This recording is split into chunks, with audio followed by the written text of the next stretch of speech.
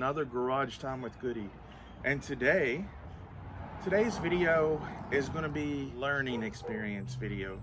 And what I mean by that, this tip could help you with your Dodge journey. I was tasked in finding an oil leak in a 2014 Dodge Journey 3.6 liter engine, has the Pentaster, and it was leaking oil slowly, but it was leaking oil. If you can see here, you can see I have removed the plastic housing under the passenger side wheel well, because this is where a lot of the oil seemed to have been leaking. It seemed to have been leaking on all of the pulleys, and it kind of stumped me where it could be leaking from. I checked the seal of the oil pan. I did look at the oil pan to make sure there were no dents, because if you're driving down the road and you hit something, it could put a dent in the oil pan, or it could mess up the seal. I also removed the crank pulley to see if it was leaking around this seal, around the crank pulley, and it was not leaking there. And I checked the hoses, and it wasn't leaking there. So I thought, where could it be leaking? I then looked at the valve pans and looked all around both valve pans, and I did not see a leak. I even looked down into the oil cooler, because we all know how these Pentaster engines love to leak from the oil cooler down into the V, or the valley of the engine, right? Well, I shined a flashlight and looked down in there, or you can use a bore scope. Anyways, the result was it was not leaking from the oil cooler. And as you can see, this oil cooler has been replaced not too long ago with the metal oil cooler. So that way, when you go to change your oil filter, you're not going to break the neck of the oil cooler.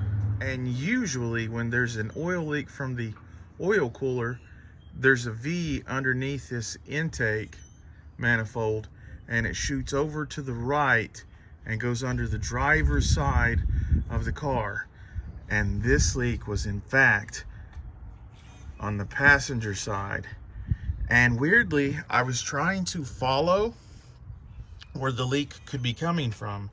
I was considering to get some UV dye to put in and to the oil, and to see where it was starting from. If you go by gravity, then liquid is going to leak downward. That's pretty simple, right?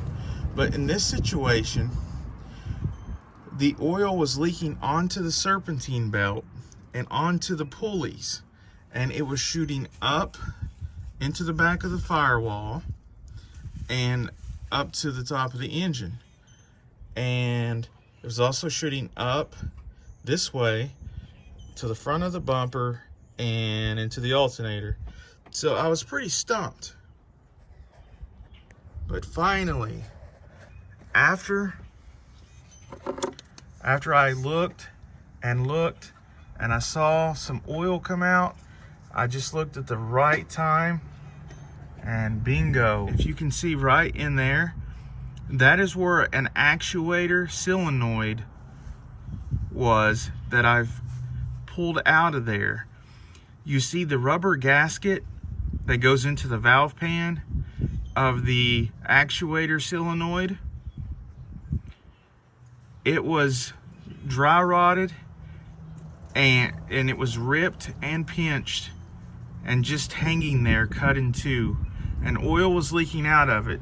So oil would leak out of there, and it would leak down onto this hose, and then down onto the serpentine belt, and then the serpentine belt would throw that oil in the back and all the way up to the front. Here's a better look at the actuator solenoid.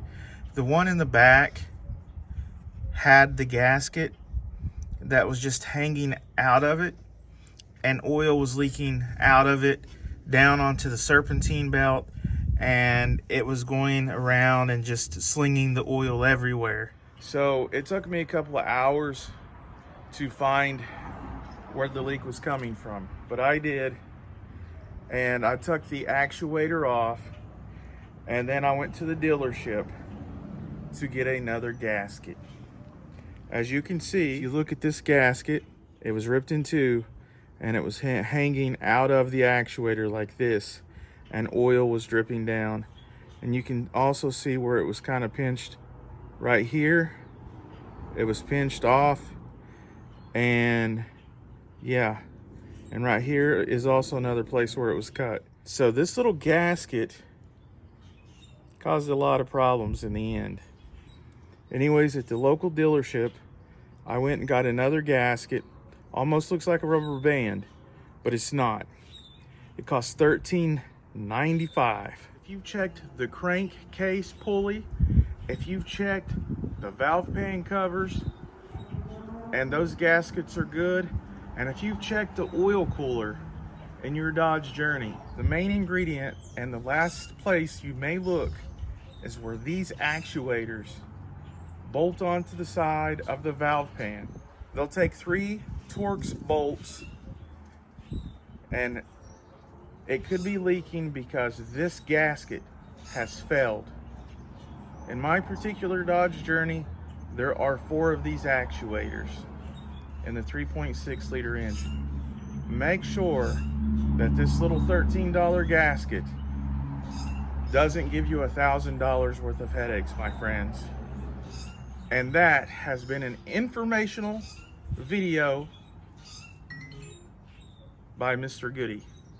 So if you like these videos, smash that like button.